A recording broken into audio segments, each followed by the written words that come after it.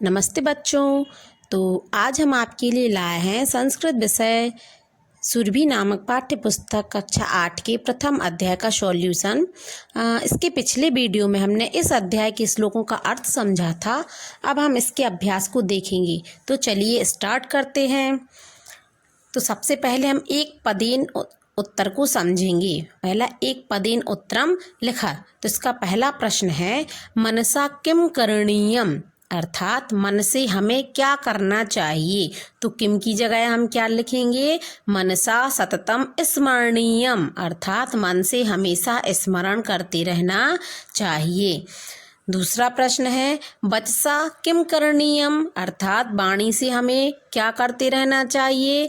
तो किम करणीयम की जगह हम क्या उत्तर लिखेंगे, वचसा सततम वदनीयम, अर्थात वाणी से हमेशा बोलते रहना चाहिए। तीसरा प्रश्न है हमारा कस्मिन न रमणीयम, कस्मिन मीन्स क्या, ना मीन्स नहीं, रमणीयम मीन्स रमण करना चाहिए, मतलब किस में हमें रमण नहीं करते रहना चाहिए। तो भोग भवने न रमणीयम, अर्थात भोग रूपी भवन में हमें रमण करते नहीं रहना चाहिए।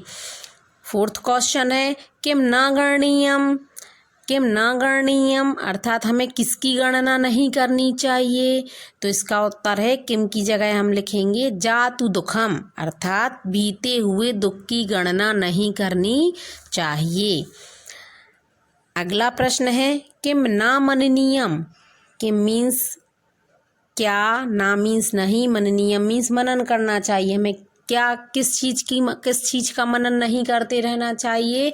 तो निज सौख्यम न मननीयम, हमें अपने सुखों का मनन नहीं करना चाहिए। ठीक है, अब हम पढ़ेंगे दूसरा प्रश्न है एक वाक्येन उत्तरम लिखत, अर्थात एक वाक्य में उत्तर देना है।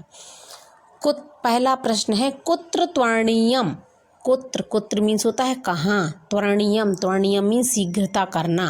तो हमें कहाँ पर शीघ्रता करनी चाहिए। तो कुत्र की जगह लिखेंगे कार्य क्षेत्रे त्वरणीयम, अर्थात हमें अपने कार्य रूपी क्षेत्र में शीघ्रता करनी चाहिए। दूसरा प्रश्न है कस्मिन तरणीयम, कस्मिन मीन्स किस में तैरते रहना चाहिए। तो कस्मिन की जगह उत्तर लिखेंगे हम दुख सागरे तरणीयम, अर्थात हमें दुख रूपी सागर में तैरते रहना चाहिए।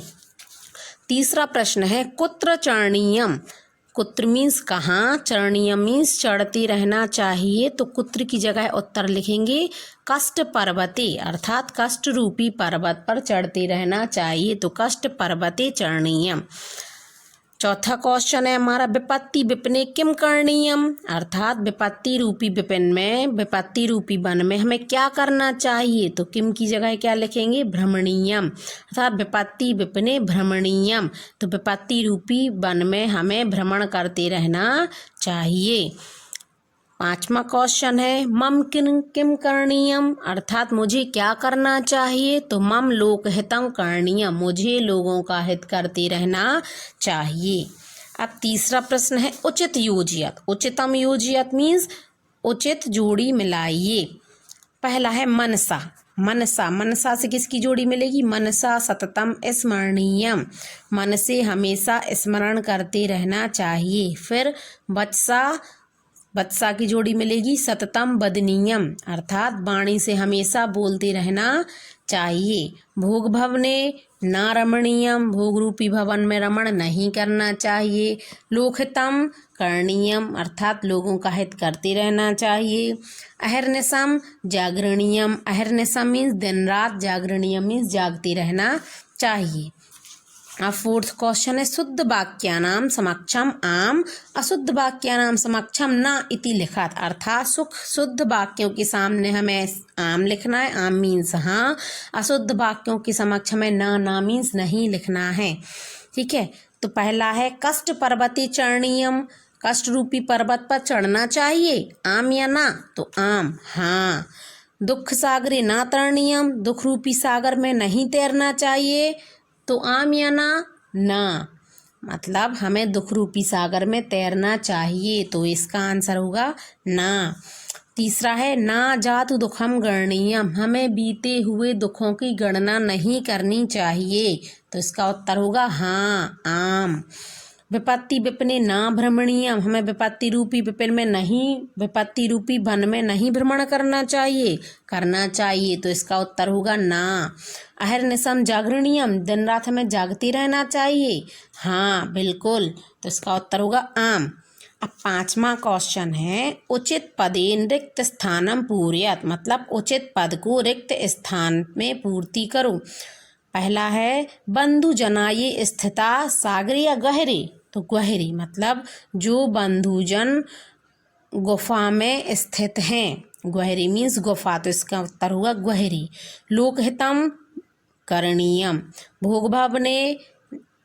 भोग भवने नारमणीयम, कार्य क्षेत्रे त्वरणीयम, अर्थात कार्य रूपी क्षेत्र में हमें शीघ्रता करनी चाहिए। कष्ट पर्वते चरणीयम, मतलब अर्थात कष्ट रूपी पर्वत पर हमें चढ़ना चाहिए।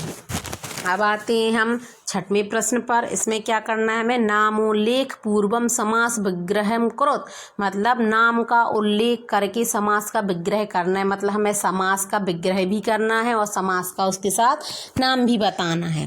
पहला समास है लोकहितम।